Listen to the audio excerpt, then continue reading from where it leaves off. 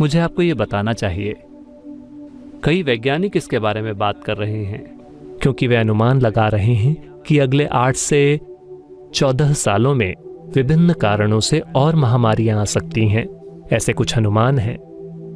ये वैज्ञानिक गणनाएं दुनिया में हो रही कुछ चीजों, कुछ प्रवृत्तियों पर गौर करके की गई हैं। वे कह रहे हैं कि अगले 8 से 14 सालों में एक और महामारी आएगी, और शायद वो हम नहीं जानते कि वो किस तरह की होगी। ये और ज्यादा उग्र भी हो सकती है। ये एक बड़ी आबादी को खत्म कर सकती है।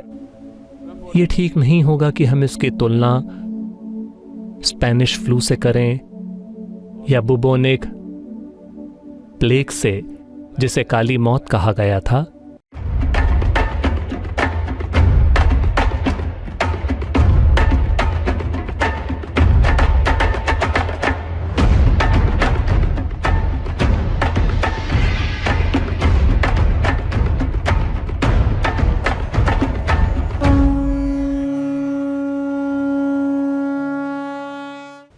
लेकिन अब तक अतीत में जब भी इस तरह के वायरस हुए,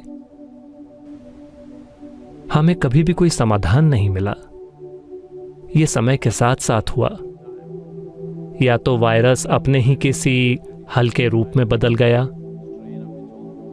या हमने समय के साथ प्रतिरोधक क्षमता विकसित कर ली और हम उससे बाहर निकल आए। लेकिन हमें कभी एक असली हल वाकई नहीं मिला। लेकिन हम पहले ही जान गए हैं कि वायरस की 10 से ज्यादा नस्लें हैं। तो एकमात्र तरीका है अपने इम्यून सिस्टम को बेहतर बनाना। एकमात्र तरीका है सामाजिक रूप से एक जिम्मेदार बर्ताव करना। आगे बढ़ने का यही तरीका है, और कम से कम अगले 1 या 2 साल के लिए ये एक नई दुनिया होगी। ये उससे एक अलग दुनिया होने वाली है जिसमें हम रहते रहे हैं। ज्यादातर लोग मरने के बाद ही मिट्टी से संबंध बनाते हैं, लेकिन ये बहुत महत्वपूर्ण है कि आप मिट्टी के साथ संबंध तब बनाएं जब आप जीवित हों। मैं कहूंगा कि खासकर अब इस वायरस की मौजूदगी में, मेरा विश्वास कीजिए, आप में से जो लोग किसी न किसी तरह से मिट्टी के संपर्क में हैं, यहां हम इसे पृथ्वी प्रेम सेवा कहते हैं। इसका मतलब है मिट्टी से बहुत प्रेम के साथ जुड़ना। तो आपके जीने की क्षमता, आपके जीवन पर इस तरह के आक्रमणों का प्रतिरोध करने की आपकी क्षमता बहुत बहुत बढ़ जाएगी। ये काफी नहीं है कि आप बस जिंदा रहें। यह बहुत महत्वपूर्ण है कि आप मजबूती से जिएं। मजबूती से जीने का मतलब ये नहीं है कि आप बड़ी बड़ी मसल्स बनाएं और किसी पर हावी हो जाएं।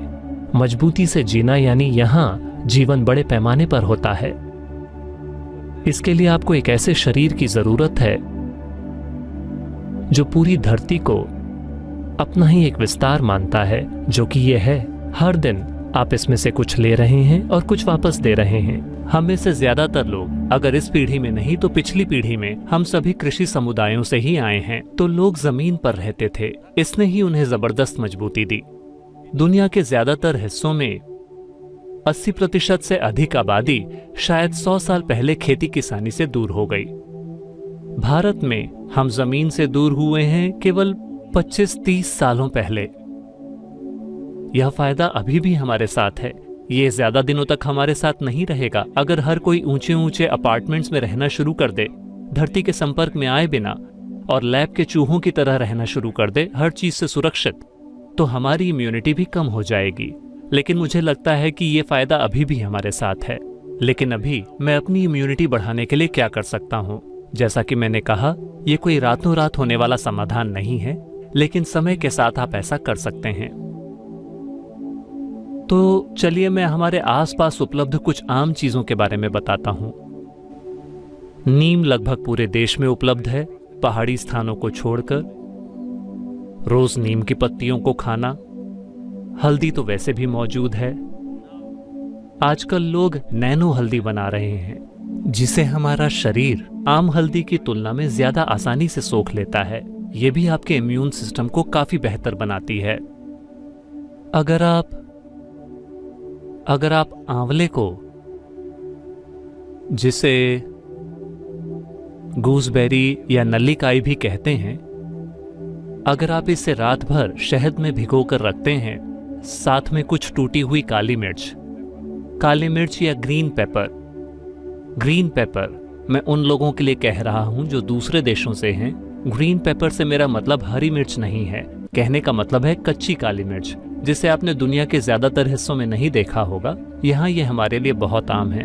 तो इसे शहद में भिगोएं और हर दिन 3 चम्मच दिन में 3 बार इसका सेवन करें। ये सभी चीजें सबसे अच्छी तरह तब काम करती हैं जब आप खाली पेट होते हैं, तो सुबह सबसे पहले आप इसका सेवन करें।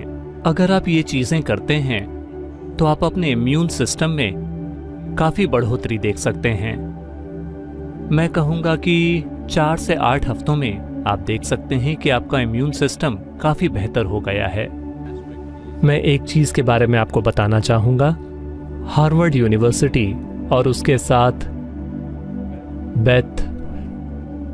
Beth Israel hospital medical centre के साथ मिलकर अमेरिका में दोनों मिलकर शोध कर रहे हैं कि कैसे योग का अभ्यास करने वाले लोग, जो लोग योग के कुछ अभ्यास करते रहे हैं, वे इस वायरस के प्रति कैसे रिस्पॉन्ड करते हैं, उनका लचीलापन कैसा है, क्या वे बेहतर सरवाइव कर रहे हैं।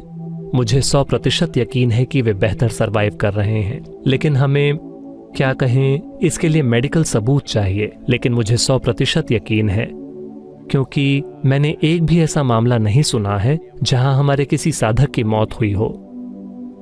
तो योग खून से नहीं आता, आपको इसे करना होगा। इस कमबख्त चीज के साथ सिर्फ यही एक समस्या है, ये जादुई तरीके से काम करता है, लेकिन आपको इसे करना होगा। आप अपने डॉक्टर से नहीं कह सकते कि वो आपके लिए योग करे, ये उस किस्म का नहीं है। तो वे ईशा योग का अभ्यास करने वाले 5000 लोगों के सैंपल ले रहे हैं, जो लोग इनर इंजीनियरिंग के अभ्यास और दूसरे अभ्यास कर रहे हैं, और वे योग का अभ्यास न करने वाले 10,000 लोगों के भी सैंपल लेंगे, और वे शायद अगले 3 से 4 महीनों में अपने अध्ययन के नतीजे पर पहुंचेंगे कि इन लोगों में क्या अंतर है। मुझे 100% यकीन है कि अंतर होगा, लेकिन अगर आप अभ्यास कर रहे हो तभी, क्योंकि ये दुनिया के लिए महत्वपूर्ण होने वाला है, ये मानवता के लिए महत्वपूर्ण होने वाला है। लेकिन उससे पहले हमें यह पक्का करना चाहिए कि पूरी आबादी योग कर रही हो।